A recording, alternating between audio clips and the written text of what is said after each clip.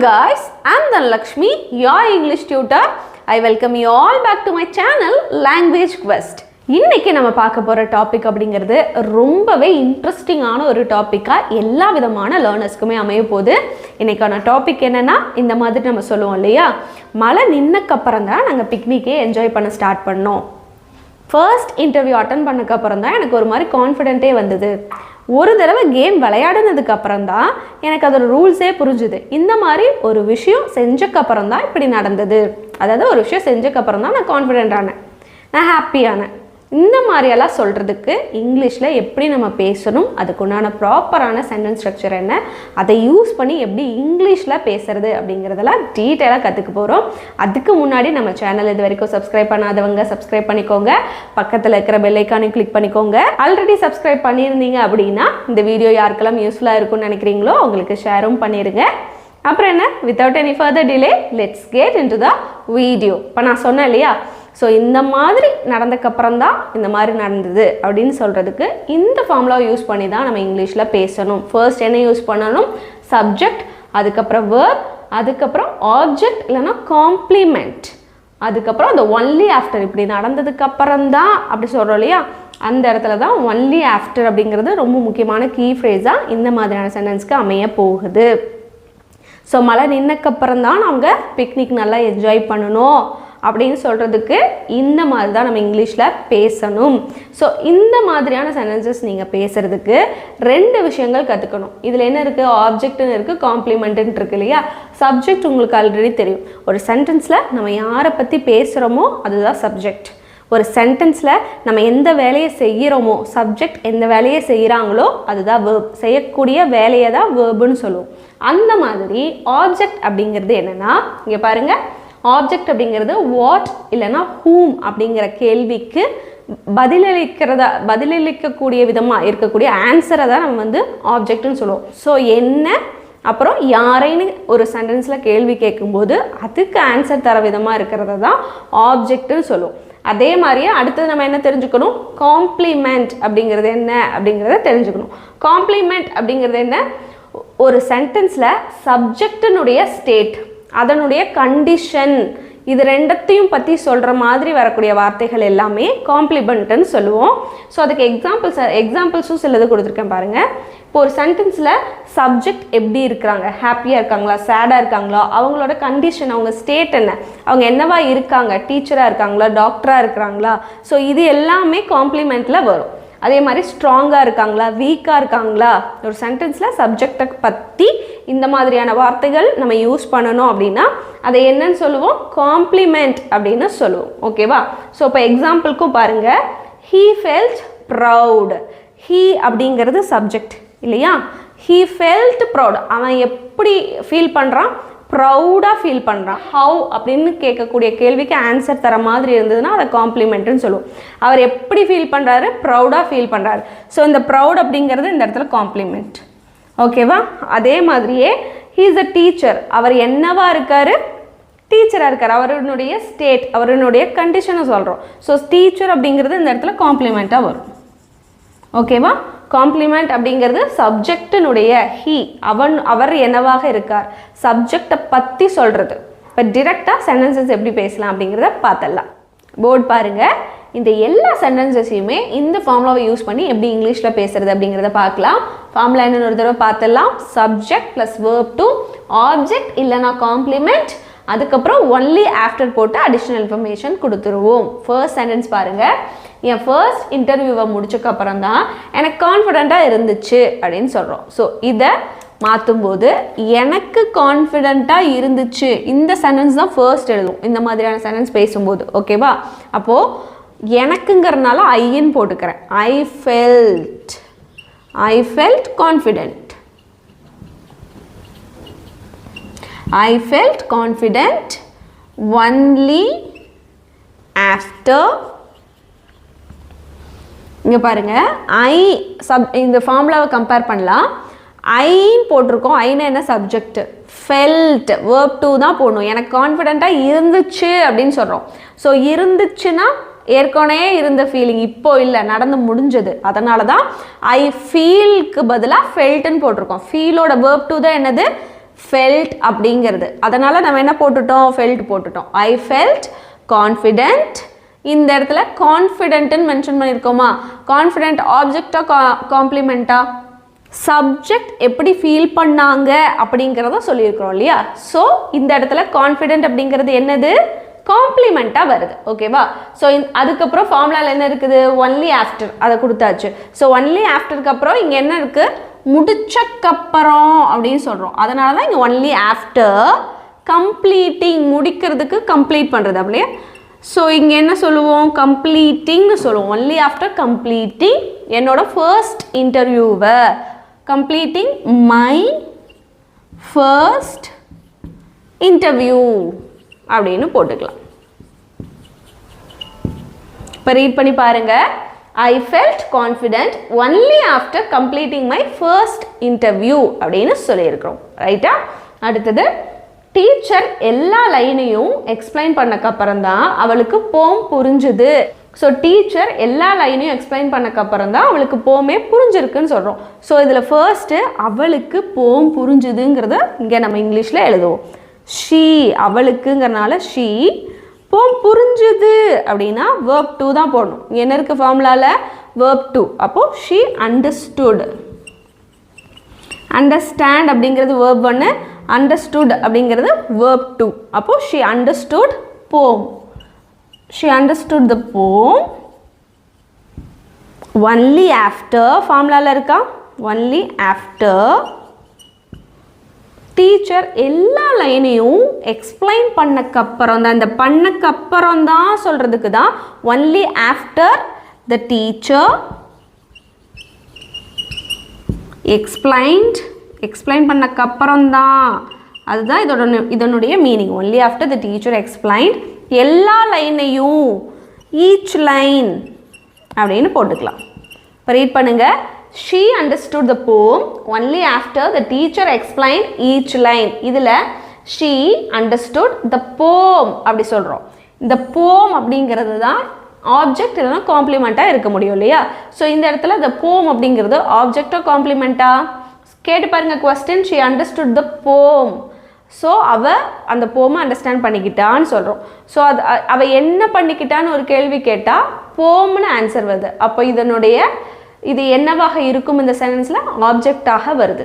இந்த போம் அப்படிங்கிறது ஆப்ஜெக்ட் தான் அப்படிங்கிறத தெரிஞ்சுக்கணும். அடுத்தது எல்லாரும் முன்னாலேயும் அவார்டு வாங்கினதுக்கப்புறம் தான் அவர் பெருமைப்பட்டார். எல்லாரும் முன்னாடியும் அவார்டு வாங்கினதுக்கப்புறம் அவர் பெருமைப்பட்டார்னு சொல்கிறோம். ஸோ இதில் அவர் பெருமைப்பட்டார் அப்படிங்கிறது தான் ஃபர்ஸ்ட் நம்ம எழுத போகிறோம். அவர் அப்படிங்கிறதுனால ஹீ, பெருமைப்படுறது அப்படிங்கிறத ஹீ ஃபெல்ட் ப்ரவுடுன்னு போட்டுக்கலாம். ஏன் இந்த இடத்துல ஃபெல்ட் போடுறோம்? பெருமைப்பட்டார் நடந்து முடிஞ்சிருச்சு. ஸோ verb 2 யூஸ் பண்ணுறோம். ஓகேவா? he felt proud. ஃபார்முலாவில் என்ன இருக்குது? Only after. ஒன்லி ஆஃப்டர் எல்லாரும் முன்னாலேயும் அவார்டு வாங்கினக்கப்புறம் தான், அவார்டு வாங்கினக்கப்புறம். அப்போ only after receiving. Only after receiving the award. எல்லாரும் முன்னாடியும் award in front of every one.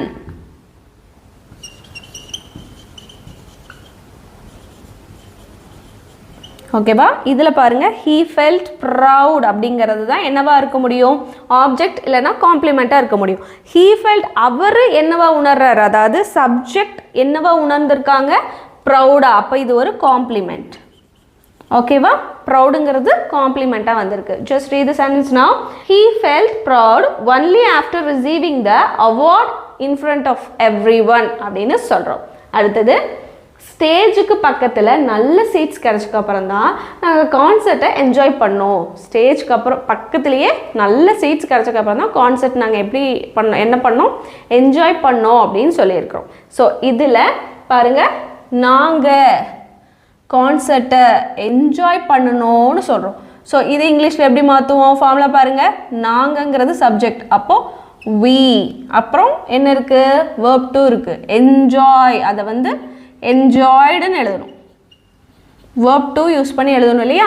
we enjoyed the concert. என்ன என்ஜாய் பண்ணோம்? கான்சர்ட் தான். அப்போ we enjoyed the concert only after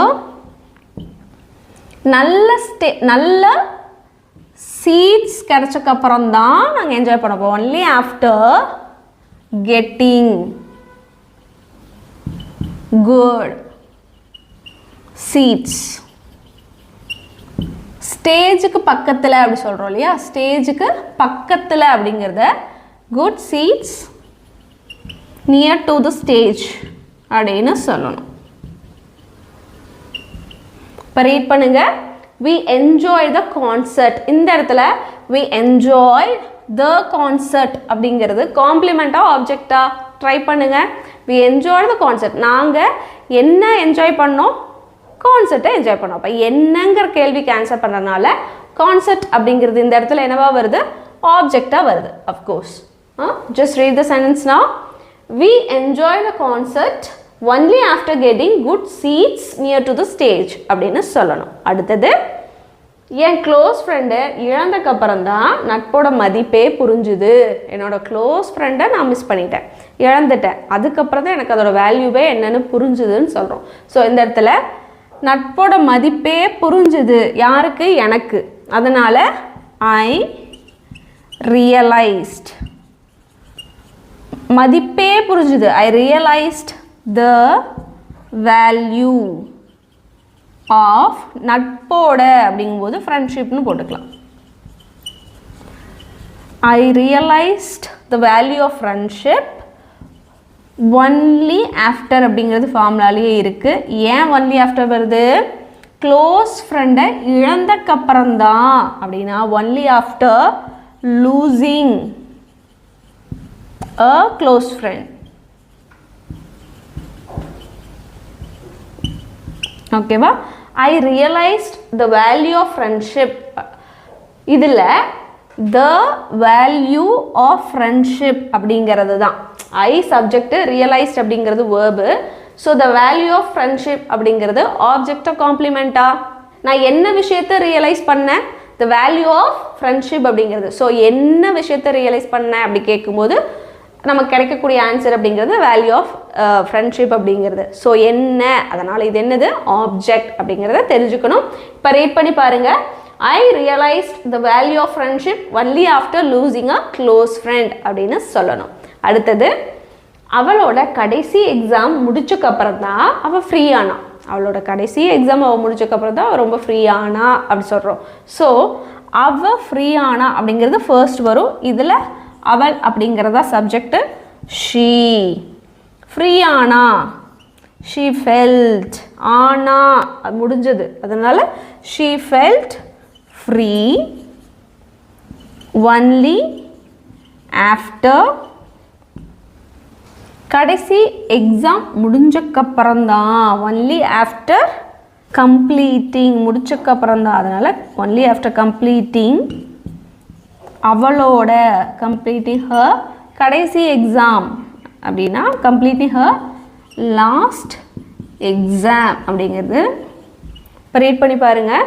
she felt free only after completing her last exam அப்படின்னு சொல்லியிருக்கிறோம். இந்த இடத்துல ஷீ ஃபெல்ட், ஷீங்கிறது என்னது? சப்ஜெக்ட். ஃபெல்ட்டுங்கிறது என்னது? வேர்பு. அப்போது ஃப்ரீ அப்படிங்கிறது இந்த இடத்துல என்னவா வரும்? காம்ப்ளிமெண்ட்டாக வரும். ஏன் காம்ப்ளிமெண்ட்டாக வருது? எப்படி அவள் ஃபீல் பண்ணாத, சப்ஜெக்ட் வந்து எப்படி ஃபீல் பண்ணாங்க அப்படிங்கிறத சொல்லியிருக்கு. அதனால் ஃப்ரீங்கிறது compliment. Let's move on to the next sentence. மழை முழுசாக நின்னக்கப்புறம் தான் நாங்கள் பிக்னிக்கை என்ஜாய் பண்ணோம். மழை முழுசாக நின்னக்கப்புறம் தான் அப்படி சொல்கிறோம் இல்லையா? ஸோ இதில் நாங்கள் பிக்னிக்கை என்ஜாய் பண்ணோம் அப்படின்னு சொல்லியிருக்கிறோம். ஸோ இதை எப்படி நம்ம இங்கிலீஷில் எழுதுவோம்? we enjoyed the picnic அப்படின்னு எழுதுவோம் இல்லையா? ஸோ இதில் விங்கிறது சப்ஜெக்ட், என்ஜாய்டுங்கிறது வேர்ப். என்ஜாயோட பாஸ்ட் டென்ஸ், அதாவது வேர்ப் டு தான் என்ஜாய்டு அப்படின்னு போட்டிருக்கிறோம். த பிக்னிக் ஆப்ஜெக்டாக வரும். ஏன் ஆப்ஜெக்டாக வருது? நாங்கள் என்ன என்ஜாய் பண்ணோம்? பிக்னிக்கே என்ஜாய் பண்ணோம். ஸோ என்னங்கிறதுக்கு ஆன்சர் பண்ணுது. So we enjoyed the picnic only after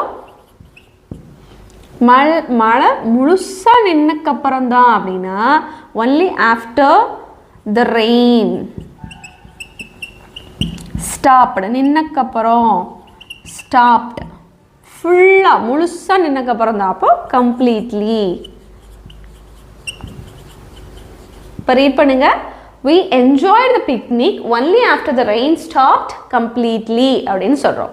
அடுத்தது பாருங்க, ஒரு தடவை கேம் விளையாண்டக்கப்புறம் தான் அவங்களுக்கு ரூல்ஸ் புரிஞ்சது அப்படின்னு சொல்கிறோம். ஸோ இதை எப்படி இங்கிலீஷில் பேசணும் அப்படிங்கிறத காமெண்ட்டில் சொல்லுங்கள். அதே போல் வாழ்க்கையில் நிறைய ஃபெயிலியர் பார்த்தக்கப்புறம் தான் அவன் ஸ்ட்ராங் ஆனா. இந்த 2 சென்டென்ஸுமே இன்றைக்கி உங்களுக்கான ஹோம்ஒர்க் தான். இது ரெண்டுத்தையும் எப்படி இங்கிலீஷில் பேசணும் இந்த ஃபார்முலாவை யூஸ் பண்ணி அப்படின்னு காமெண்ட்டில் சொல்லுங்கள். அடுத்த சென்டென்ஸ் பாருங்கள். அரை மணி நேரம் தியானம் பண்ணக்கப்புறம் தான் நான் அமைதியான அப்படின்னு சொல்கிறோம். ஸோ நான் அமைதியான அப்படின்னா ஐ ஃபெல்ட் பீஸ்ஃபுல். அமைதியாகிறதுக்கு பீஸ்ஃபுல்னு சொல்லலாம் இல்லையா? I felt peaceful. எப்போ? Only after. அரை மணி நேரம் தியானம் பண்ணக்கப்புறம்தான் அப்படி சொல்கிறோம். So only after meditating. தியானம் அப்படின்னா இங்கிலீஷில் என்ன சொல்லுவோம்? மெடிடேட்டிங்னு சொல்லுவோம். Only after meditating. எவ்வளோ நேரமா? அரை மணி நேரமா? For half an hour. Okay. I felt peaceful only after meditating for half an hour அப்படின்னு சொல்லணும். இன்றைக்கி இதோட சக்ஸஸ்ஃபுல்லாக நம்ம இந்த டாப்பிக்கை டிஸ்கஸ் பண்ணி முடிச்சாச்சு. இந்த லெசன் கண்டிப்பாக இன்ட்ரெஸ்டிங்காகவும் யூஸ்ஃபுல்லாகவும் இருந்திருக்கும் நான் நினைக்கிறேன். நீங்களும் அதே மாதிரியே நினச்சிங்கன்னா நீங்கள் செய்ய வேண்டிய ஒரே விஷயம், நம்ம சேனலை சப்ஸ்கிரைப் பண்ணிக்கோங்க, பக்கத்தில் இருக்கிற பெல் ஐக்கானையும் கிளிக் பண்ணிக்கோங்க. ஆல்ரெடி பண்ணியிருந்தீங்கன்னா நம்ம வீடியோ யாருக்கெல்லாம் யூஸ்ஃபுல்லாக இருக்குன்னு நினைக்கிறீங்களோ அவங்களுக்கெல்லாம் ஷேரும் பண்ணிடுங்க. நான் உங்களை இன்னொரு யூஸ்ஃபுல்லான வீடியோவில் பார்க்குறேன். until then take care, bye bye.